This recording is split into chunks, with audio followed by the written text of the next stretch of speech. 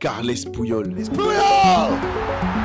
Deuxième victoire du club espagnol dans cette compétition. Le gladiateur, le général.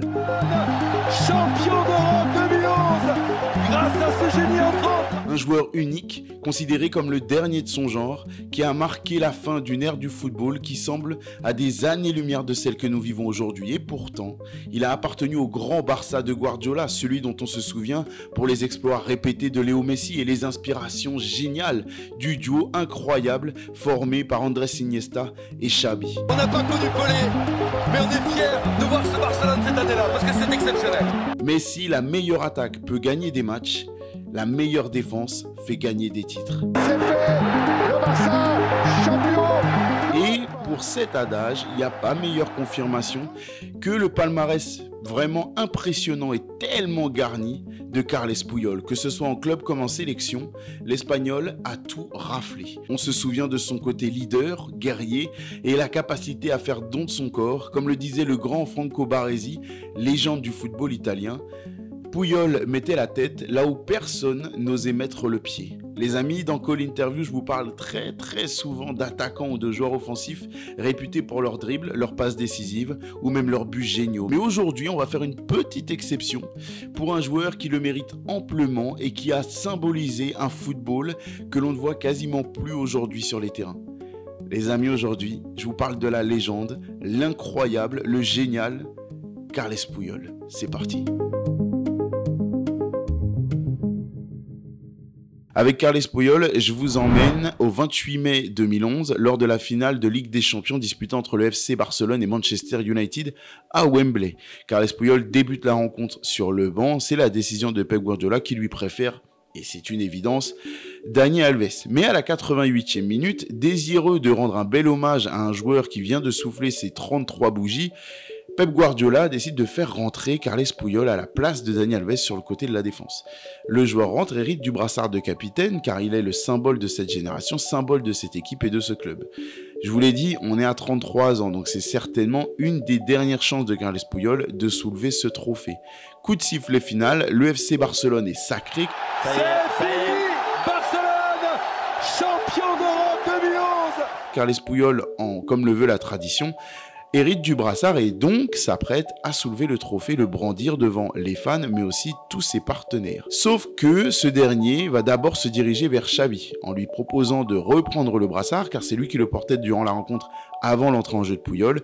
Mais car Xavi n'est pas de cet avis. Il refuse et veut que cet hommage soit bien rendu à Carles Puyol, qui est bien conscient du contexte et du fait qu'à 33 ans, encore une fois, il y a très peu de chances pour que le joueur puisse une nouvelle fois brandir la coupe aux grandes oreilles. Mais Carles Puyol n'a pas dit son dernier mot et le reste de l'histoire, c'est lui qui le raconte à Mundo Deportivo.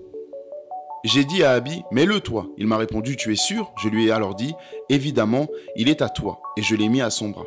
Le Abi en question, c'est Eric Abidal, ancien international français et coéquipier de Puyol au FC Barcelone, qui avait quelques semaines plus tôt dû faire face à un cancer. Une tumeur au niveau du foie lui avait été diagnostiquée et retirée après opération et don d'organes. Grâce à son entourage et une affaire avec pas mal de rebondissements, accusations et rumeurs en tout genre, je vous passe les détails, le joueur, Eric Abidal, a pu revenir à temps pour disputer la plus prestigieuse des compétitions, notamment sa finale, et la remporter avec le FC Barcelone. Pour lui rendre hommage et honneur, Carles Puyol a voulu lui permettre de soulever et brandir ce trophée devant tous ses partenaires et tous les fans du FC Barcelone, émus par le sort réservé par la vie aux Français.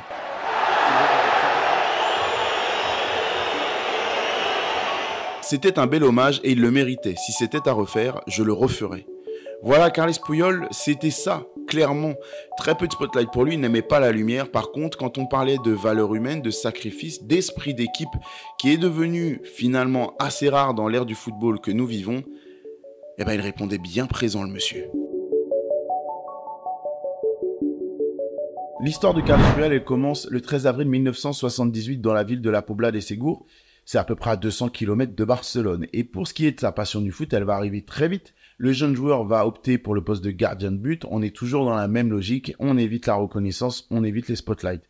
Et au fur et à mesure, il va faire ses gammes. Il va rejoindre le club, le CF Pobla, en 1993-94 et y faire ses gammes en équipe de jeunes d'abord, mais une année plus tard, il va rejoindre l'équipe première. Mais pour vous montrer d'où vient cet aspect grinta de la personnalité, notamment de Carles Puyol, il suffit d'écouter ses parents et le témoignage qu'il a fait au journal The Independent en 2006, qui explique un petit peu dans quel état d'esprit étaient les parents de Carles au moment où il leur a annoncé qu'il optait plutôt pour le football. Mes parents étaient sceptiques à l'idée que je devienne footballeur et m'ont encouragé à étudier, mais j'ai rejoint le Barça à l'âge de 16 ans après des essais. J'étais dans la 3e équipe puis la réserve. Je vais m'arrêter là pour la citation parce qu'évidemment le reste ça nous spoil et nous dit qu'il va bien rejoindre le Barça et être champion d'Europe et que ses parents étaient comblés. Mais avant ça, comme il l'a dit, à ses 16 ans, il va bien faire un test au FC Barcelone. Et là encore, pour comprendre l'état d'esprit et surtout la vision du football qu'a Carles, il suffit d'écouter son père, Josep,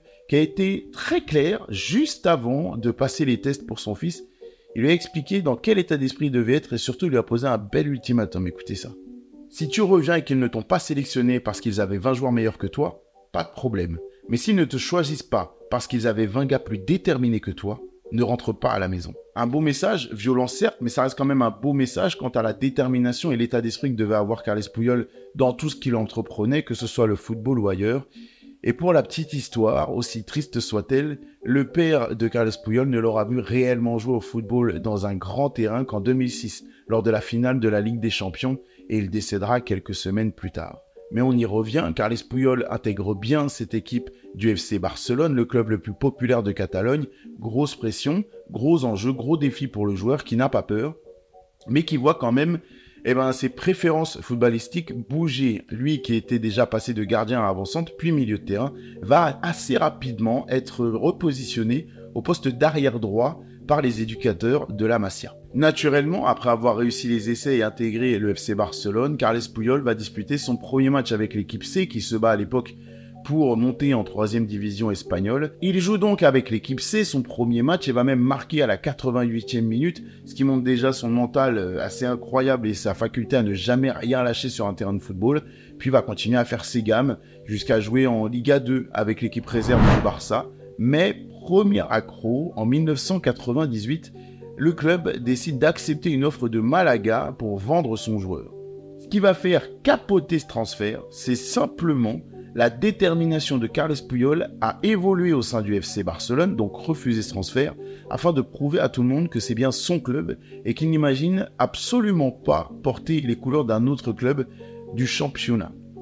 Va s'en suivre la première titularisation en équipe première de Carles Puyol le 2 octobre 1999 face à Valladolid. Ça va plutôt bien se passer, la preuve en est.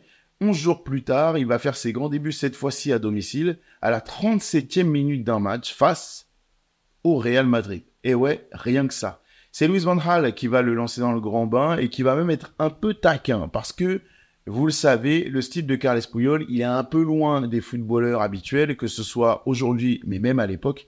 Et du coup, le petit coach hollandais, il va lui lâcher la petite phrase qui picote. T'as pas d'argent pour te couper les cheveux? Il n'en a que faire. Et d'ailleurs, malgré les moqueries de ses premières années, Carles Puyol ne touchera jamais à sa chevelure. Et d'ailleurs, le respect qu'il aura gagné après va éteindre toute volonté de se moquer de lui. On n'ose pas. On le respecte simplement et on se tait quand Carles Puyol est dans les parages. À l'époque, en tout cas, il porte le numéro 32, devient assez logiquement la doublure de Michael Reiziger, un ancien latéral droit hollandais qui faisait les bonnes heures du FC Barcelone à l'époque, mais va vite le dépasser dans la hiérarchie. C'est l'histoire officielle qui démarre de Carles Puyol en équipe première du Barça. La première saison au Barça, elle se passe bien parce que c'est 24 matchs disputés en Liga, dont 18 quand même comme titulaire. Il va même débuter les matchs de Ligue des Champions, toutes compétitions confondues, ça fait quand même 37 matchs disputés. C'est pas mal pour Carles Puyol qui va finalement taper dans l'œil de la sélection. Une équipe de jeunes doit être envoyée pour les JO, un peu à l'instar de ce qu'on vit actuellement avec l'équipe de France, et ça se passe du côté de Sydney. Au départ, il n'est pas titulaire, mais il va convaincre tout son monde, d'abord ses coéquipiers, puis son coach, et il va finir la compétition en tant que titulaire indiscutable aux côtés de son pote Xavi, son pote de Catalogne, et tous les deux vont réussir à hisser l'Espagne jusqu'en finale de la compétition. Malheureusement, défaite au tir au but face au Cameroun d'un joueur qui deviendra leur coéquipier plus tard, Samuel Eto'o. Ça commence avec une frustration face à une finale, mais quand même un beau parcours.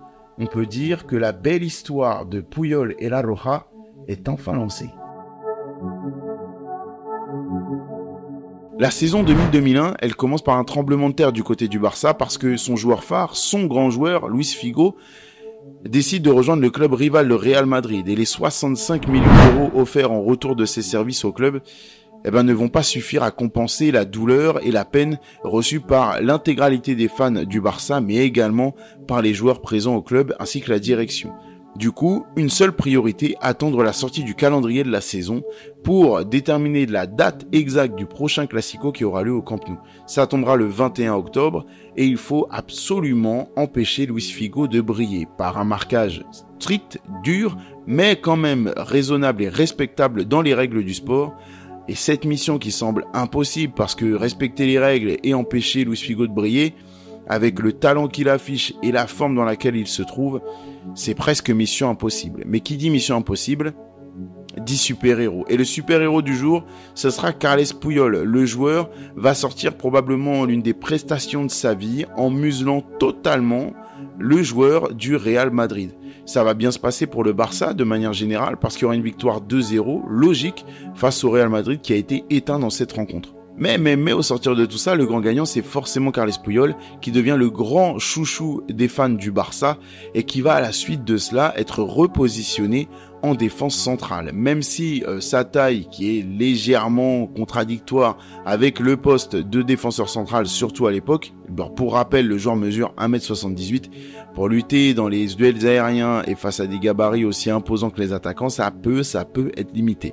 Mais pas du tout. Lui compense par son intelligence de jeu, par sa grinta et surtout par sa lecture et son sens du placement. Bref, Carles Puyol vit un vrai conte de fées à tel point qu'il est appelé pour la première fois en équipe première de la Roja pour affronter les Pays-Bas. Mais qui dit conte de fées, qui dit bonne nouvelle, dit forcément un couac au bout d'un moment. Et ce couac, c'est une blessure qui va limiter l'expression de Carles Puyol sur cette saison. Le joueur ne va disputer que 24 matchs à cause de blessures, mais il faudra qu'il s'habitue à ça parce que ça va devenir un peu la marque de fabrique pour lui. Je vous l'ai dit, il a tendance à se jeter corps et âme dans des situations les plus inquiétantes, les plus flippantes au monde. Et forcément, derrière, il y a des conséquences. On a été tous à parler pendant tout l'été et tout l'Euro du masque de Kylian Mbappé. Carles Puyol, c'était un peu la routine pour lui, que ce soit un masque, que ce soit une genouillère, une chevillère, bref, toujours une protection liée à des blessures, mais ça ne l'empêchait pas d'être aligné sur le terrain et d'être performant. L'autre image qui va un petit peu illustrer la folie ou le côté courageux de Carles Puyol, au choix, c'est celle qu'il a montrée sur les réseaux sociaux, sur son compte Instagram, où il reprend une action incroyable, surréaliste, quand on connaît les personnes impliquées, devant le geste du défenseur du Real Madrid. Il aurait pu mourir, c'est lui-même qui le dit dans son commentaire en légende de cette vidéo sur Instagram. Aujourd'hui, j'ai trouvé cette vidéo, je n'avais jamais vu cette action depuis cet angle avant. Roberto, tu as failli m'arracher la tête, mon ami. Au fil des saisons, le Barcelonais s'impose comme l'un des tout meilleurs joueurs de la planète à son poste, mais ça ne suffit pas pour que le FC Barcelone remporte des titres. D'ailleurs, le FCB va même traverser la plus longue série de saisons blanches de son histoire, à savoir 6 saisons consécutives. Une anomalie pour un tel club qui doit être corrigée le plus vite possible. Je vous l'ai dit, Puyol, lui, fait son travail et il va même marquer son premier but sous les couleurs blaugrana en équipe première et pour le coup, face à Valladolid, il met un petit bijou. Au niveau de la Roja, ça se passe plutôt bien aussi pour lui. Il va participer à son premier tournoi majeur, le Mondial 2002 en Asie, jusqu'à ce que l'Espagne se fasse éliminer en quart de finale face à la Corée du Sud. L'élimination, elle est douloureuse. Déjà d'une parce que l'Espagne espérait aller au bout après tant d'années sans titre, mais aussi parce cette élimination, elle se passe dans des conditions plus que moches. Il y a pas mal de décisions arbitrales qui sont en faveur de la Corée du Sud. Je rappelle, pays hôte, comme des hors-jeux un petit peu limite, voire même flagrants qu'ils ne le sont pas et qui empêchent notamment à l'Espagne de s'imposer. Bref, élimination, scandale, arbitrage derrière, mais quand même, ça ne change rien au résultat.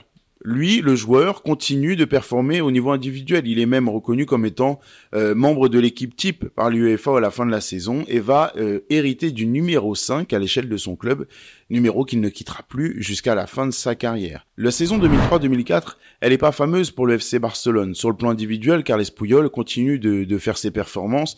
Il est toujours un titulaire indiscutable et surtout un leader incontournable de cette équipe. Par contre, c'est à nouveau le Real Madrid qui va soulever et brandir la Liga et affirmer sa domination sur le championnat. Ça fait bien trop longtemps que le Barça n'est plus directement impliqué dedans et n'est plus un acteur majeur de la Liga sur le plan du titre. Si on retrace la carrière de Carles Puyol, en termes de titre, ça va vite fait parce qu'à cette époque, il est toujours à un gros zéro pointé, mais même dans le détail, sur sa première saison 99-2000, il n'est pas titulaire encore, mais le club hérite d'une 2e place. Ça va être le meilleur classement obtenu par le Barça sur cette période de 6 saisons déjà. Et c'est pas fameux. À travers cette période-là, on va connaître certes des derniers carrés 2 fois de Ligue des Champions, les 2 fois perdus face à des clubs espagnols, à savoir Valence et le Real Madrid, une demi-finale de Coupe du Roi, une qualification en Ligue des Champions qui n'est pas non plus automatique, et surtout, sur cette dernière saison, 2003-2004, c'est la Coupe UEFA, l'ancêtre de l'Europa League,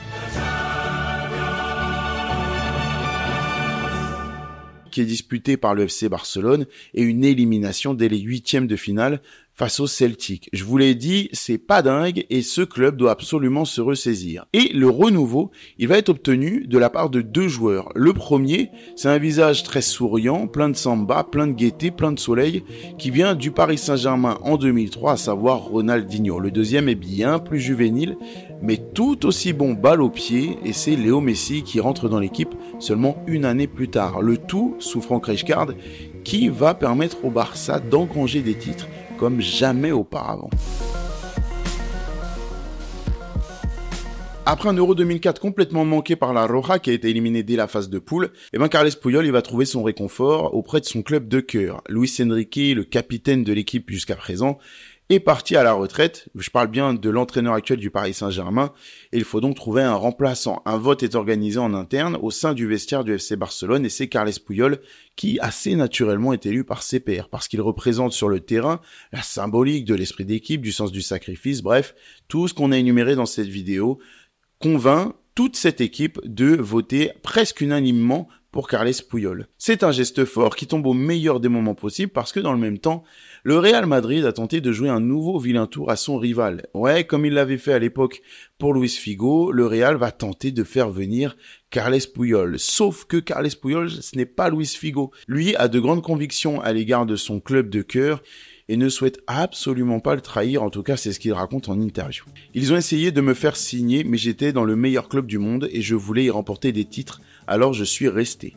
Et il a bien fait, parce que sous les ordres de Franck Rijkaard, le Barça va enfin remporter la Liga. Bien aidé par un Ronaldinho en feu qui marche sur l'eau même et qui va remporter le Ballon d'Or en 2005, ce Barça-là est sacré et va réaliser même un doublé coupe championnat dès l'année 2005. Et la saison suivante, c'est la Ligue des Champions qui est remportée en 2006 face à Arsenal en finale au Stade de France. C'est retentissant, c'est puissant et ça marque le retour au premier plan de ce FC Barcelone. De son côté, Carles Puyol va être élu meilleur défenseur par la FIFA. Tout va bien jusqu'à ce qu'il débarque avec la Roja plein de motivation, avec de grandes ambitions, notamment pour la Coupe du Monde 2006. Mais, contrairement à ce qui avait été prévu, notamment par la presse espagnole, avec cette une très provocatrice à l'égard de Zinedine Zidane, le Français a mis fin à tous les espoirs de cette Roja en sortant une prestation incroyable, avec un but à la clé.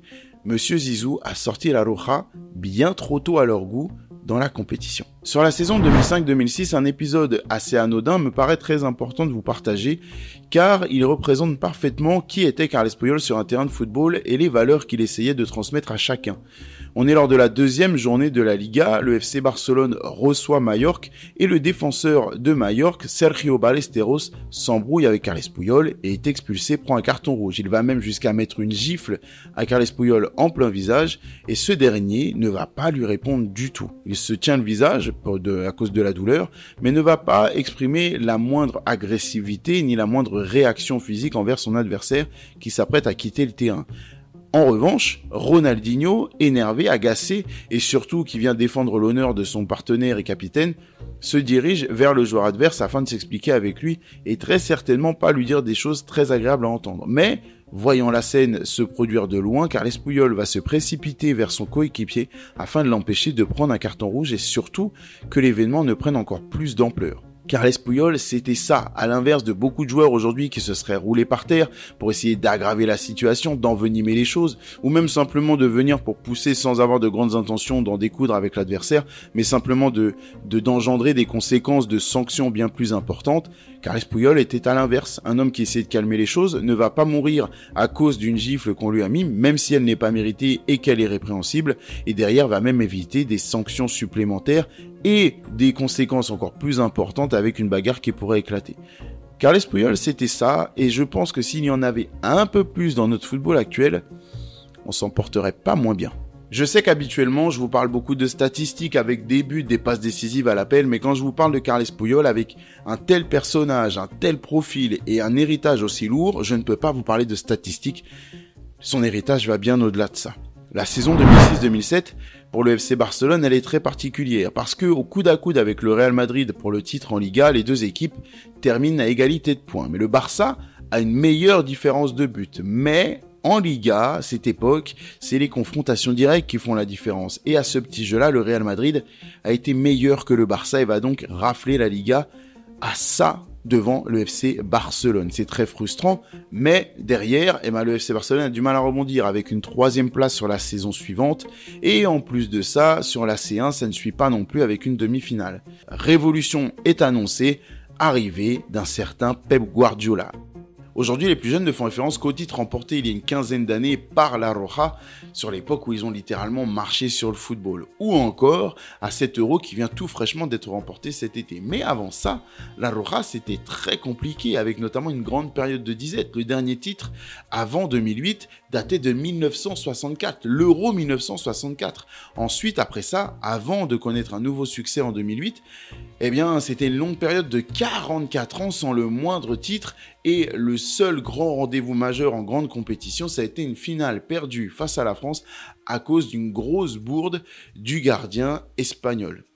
Du côté de l'Espagne et de la Roja, on connaît une génération dorée. Casillas dans les buts, Puyol et Ramos en défense, avec évidemment le milieu de terrain bien garni. On parle de Xavi, d'Iniesta, de Fabregas et devant le fameux buteur El Niño, Fernando Torres, qui est encore dans sa très très bonne période. L'Espagne va connaître des débuts poussifs, notamment parce que vit Carles Puyol, qui va sortir à la 24e minute du 2e match de poule face à la Suède. Il va manquer le match d'après, mais revenir en pleine bourre pour la phase à élimination directe, durant laquelle l'Espagne ne va concéder aucun but.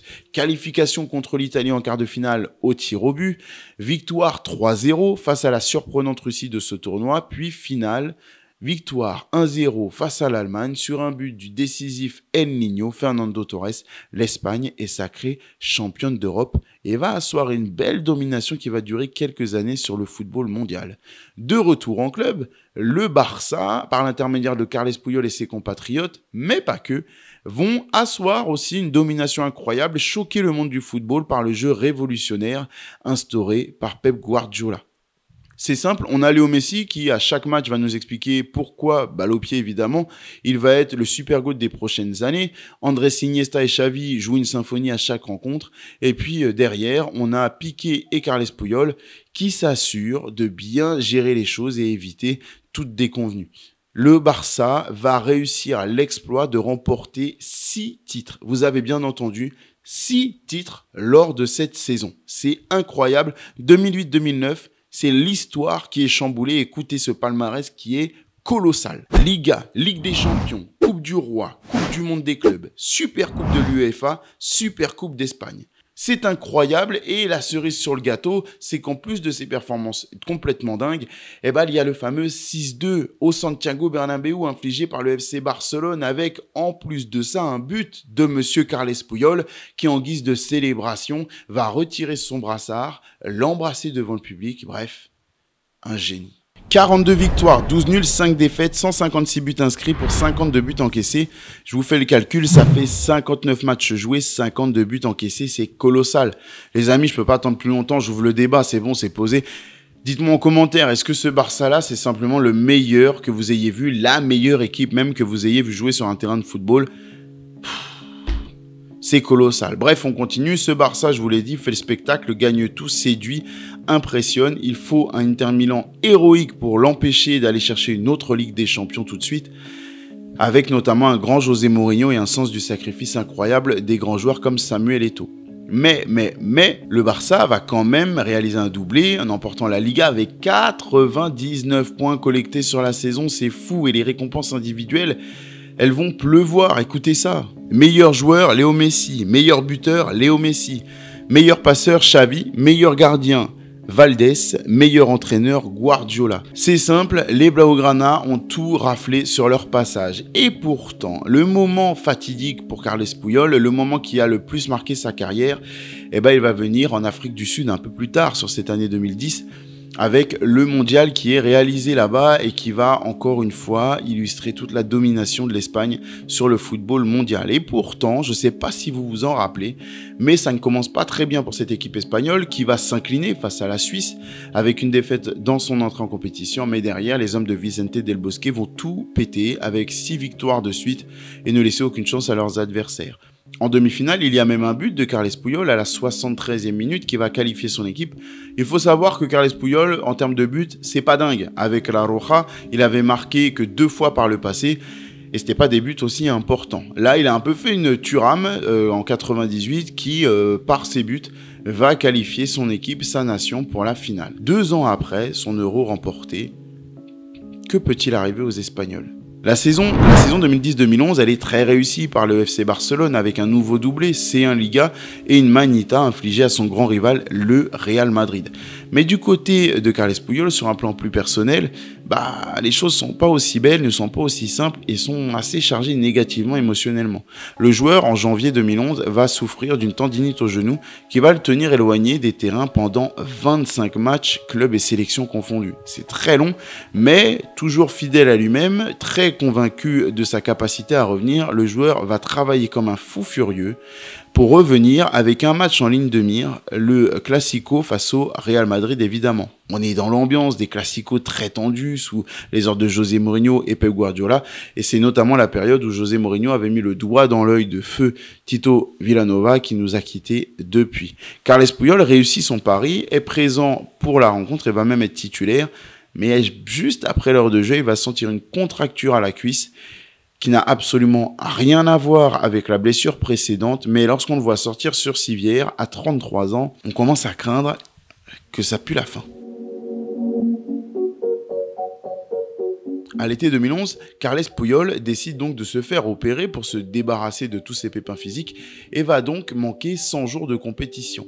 Comme d'habitude, comme il le fait à chaque fois, le couteau entre les dents, il va être surmotivé pour revenir le plus vite possible et se rendre disponible pour son club et sa sélection. Le problème, c'est que l'impact qui était le sien n'est plus. Le joueur met beaucoup plus de temps à retrouver ses sensations. Son début de saison 2011-2012 est tronqué par sa convalescence, mais il va quand même retrouver sa place de titulaire dès le mois de décembre. Derrière, il va être héroïque en Coupe du Roi, avec notamment un but en quart de finale à Bernabéu et également un autre but marqué en demi-finale face à Valence. Bref, on continue. Une autre blessure va faire qu'il va manquer la finale face à Bilbao dans cette même compétition. Finale remportée tout de même par le FC Barcelone. Mais au-delà de la finale qu'il manquera, c'est surtout cet Euro 2012 qui se passera sans lui. L'Espagne va une nouvelle fois survoler la compétition, étaler toute sa domination, toute sa classe, sa supériorité sur les autres nations du continent. Mais ça se fera, ça se fêtera sans Carles qui va manquer toute cette compétition à son plus grand âme. Derrière, il va tenter de continuer avec une saison 2012-2013, mais malheureusement, dès le début de celle-ci, le joueur va se fracturer la pommette, ce qui va donc engendrer une convalescence. Derrière, luxation du coude. C'est fatigant, mais je vous l'avais dit, c'est un peu un casse-cou, le mec. Bref, il continue, le joueur va quand même réussir à revenir, disputer 22 matchs sur cette compétition, sur cette saison, et obtenir sa 6e Liga. On enchaîne sur la saison 2013-2014, sa dernière en tant que professionnel, et là il n'y aura que 12 matchs disputés. Carles Puyol n'aura jamais ménagé son corps au cours de sa carrière, et malgré les conséquences qu'il est en train de payer sur la fin de celle-ci, il dit ne jamais les regretter. À sa retraite, le FC Barcelone lui a offert une vidéo avec de multiples témoignages réalisés par ses anciens partenaires, et je peux vous dire qu'il n'y avait que des légendes. Lui restera le 6e joueur le plus capé de l'histoire du FC Barcelone, derrière tous ses copains de l'ère Pep Guardiola. Les statistiques, elles sont dingues, écoutez ça. 593 matchs, 19 buts, 13 passes décisives, et tenez-vous bien, seulement 3 cartons rouges. Pour un défenseur central qui était aussi rugueux, vif, agressif et qui n'avait pas peur d'aller au duel, peu importe les circonstances, ça montre encore une fois que Carles Puyol était un homme à part, un joueur aux valeurs pures, dans le respect de l'adversaire, le respect des règles et surtout le respect de ses convictions à lui. En termes de palmarès, c'est quand même 21 titres remportés avec les Blaugrana, colossal, et surtout 1 Euro et donc un mondial avec la Roja. 100 caps en sélection, ça aussi c'est costaud. Et encore une fois, 0, j'ai bien dit 0 expulsion. Je ne vais pas me répéter, vous savez ce que ça veut dire. Aujourd'hui, Carles Puyol, il est bien loin du FC Barcelone et de ses terrains. Il aura tenté de revenir dans la direction, notamment aux côtés d'un ancien de l'OM, Zubizarreta. Une expérience qui n'a pas forcément fonctionné, et derrière, le joueur aujourd'hui s'accorde beaucoup de bon temps avec, pour finir, une dernière anecdote. Aujourd'hui, le joueur a 2 enfants, mais il aura attendu la fin de sa carrière, que le football soit complètement sorti de sa vie en tant que joueur en tout cas, pour s'accorder à des plaisirs de la famille. Encore une fois, par cette anecdote, Carles Puyol prouve qu'il est un joueur incroyable, un homme surprenant, plein de valeurs, respectable, un modèle à suivre, et qu'on n'est pas prêt d'en voir un deuxième de genre là dans le monde du football. Les amis, c'était un plaisir de vous faire découvrir cette histoire de Carles Puyol, de vous replonger dans sa carrière et sa vie. Encore une fois, je vous dis à très bientôt pour une nouvelle histoire à vous partager parce que j'adore ça avec vous. Et on se retrouve sur Call Interview. Allez, ciao.